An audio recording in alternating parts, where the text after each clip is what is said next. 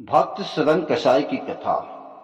सदना कसाई का जीवन भगवान की भक्ति से भरा हुआ था। उनका हृदय पूर्ण दयालु और दया से भरा हुआ था। वे अपनी आजीविका के लिए किसी और उपाय की बजाय दूसरों के यहाँ से मांस खरीदकर कमाते थे। प्राचीन समय में सदना कसाई जाति के एक भक्त थे। हालांकि ये उनके व्यवसाय का हिस्सा था, लेकिन उनका मन मांस खरीदने में नहीं था। वे इस काम को करते हुए भी उसे अपने मन से दूर रखते थे। सदना का मन भगवान के चरणों में रम गया था और वे दिन रात हरि हरि का जाप करते थे। भगवान कभी भी अपने भक्तों से दूर नहीं रहते। सदना कसाई जी के घर में वे शालिग्राम रूप में विराजमान थे, लेकिन सदना उनकी असली महिमा को नहीं समझते थे। उन्हें यह नहीं पता था कि शालिग्राम विष्णु का प्रतीक होता है। वे शालिग्राम को एक साधारण पत्थर समझते थे और उसके साथ मांस का व्यापार करते थे। एक दिन एक साधु सदना की दुकान के पास से गुजर रहे थे और उन्होंने शालिग्राम जी को पहचान लिया। मांस विक्रेता के रूप में काम करने वाले सदना की दुकान में शालिग्राम जी को देखकर साधु को बड़ा क्लेश हुआ।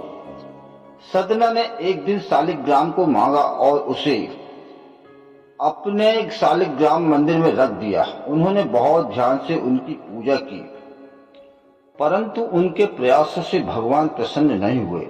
रात में उन साधु को स्वप्न में भगवान ने कहा कि उन्हें उनके शालिग्राम रूप को वहां नहीं लाना चाहिए था।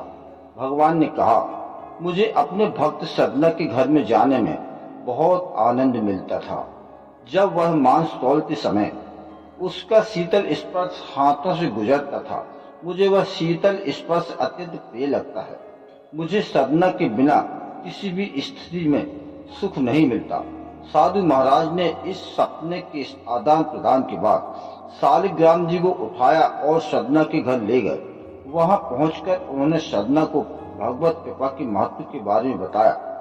सदना ने अपनी भूल के खातिर खेद किया और शालिग्राम जी को भगवान की भक्ति के साथ देखकर अपने व्यवसाय से निरंतर घृणा करने लगे और पश्चाताप किया। इसके बाद सदना शालिग्राम जी के साथ पुरुषोत्तम क्षेत्र श्री जगन्नाथपुरी की ओर चल पड़े, जहां वे भगवान की भक्ति और सेवा करने में लग गए। मार्ग पर संध्या के समय सदना जी एक गांव में एक गृहस्थ के घर पहुंचे। घर में दो व्यक्ति रहते थे, एक पुरुष और एक स्त्री। स्त्री का आचरण अच्छा नहीं था और वह उस स्वस्थ, सुंदर और सबल पुरुष पर मोहित हो गई।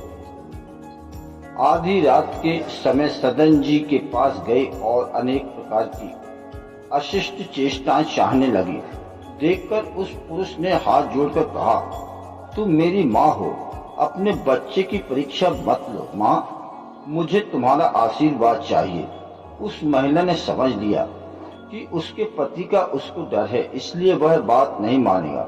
उसने वहां जाकर एक तलवार ली और उसने सोते हुए पति के सिर को काट दिया। फिर वह बोली, प्यारे, अब तुम्हें डरने की आवश्यकता नहीं है।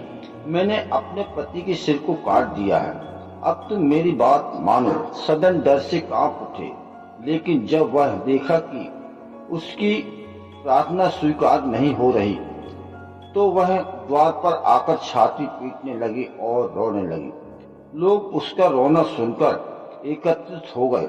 उसने कहा, इस यात्री ने मेरे पति को मार दिया है और यह मेरे साथ बलात्कार करने की कोशिश कर रहा था। लोगों ने भक्त सदन को कई तरह से बदनाम किया, कुछ ने उसे मारा भी, लेकिन सदन ने कोई स्पष्टीकरण नहीं दिया। मामला न्यायाधीश के पास पहुंचा। सदना वास्तविकता में अपने प्रभु की लीला देख रहे थे, इसलिए अपराध न करने पर भी अपराध स्वीकार लिया। न्यायाधीश के आदेश के बाद उनके दोनों हाथों को काट दिया गया। सदना के हाथ कट गए और रक्त की धारा बहने लगी। वे इसे अपने प्रभु की कृपा मानते हैं। उनके मन में भगवान के प्रति कोई भी रोष नहीं आया। भगवान के सच्चे भक्त इस तरह के दुख को भी अपने स्वामी की दया मानते हैं। भगवान के नाम का कीर्तन करते हुए सदन जगन्नाथपुरी की ओर बढ़ गए।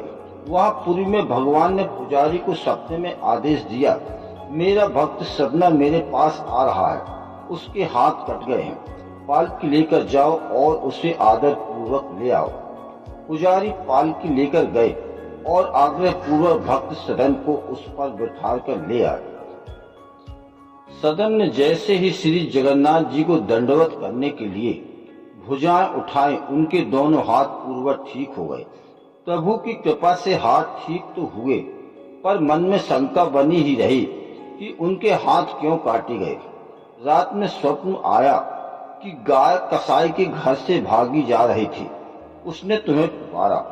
तुमने जानते हुए भी कसाई को गाय के गले में हाथ डालकर उसे भागने से रोक लिया, लेकिन बाद में पता चला कि गाय वह स्त्री थी और कसाई उसका पति था।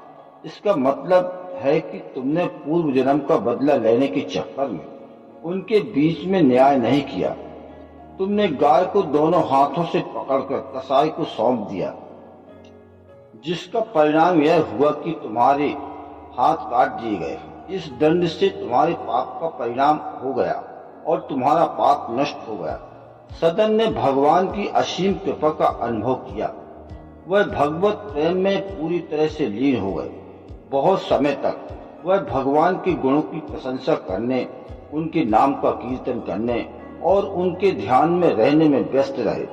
फिर उन्होंने पुरुषोत्तम क्षेत्र में निवास किया और अंत में श्री जगन्नाथ जी के पादों में अपने शरीर को त्याग दिया और वे परम धाम को पहुंच गए।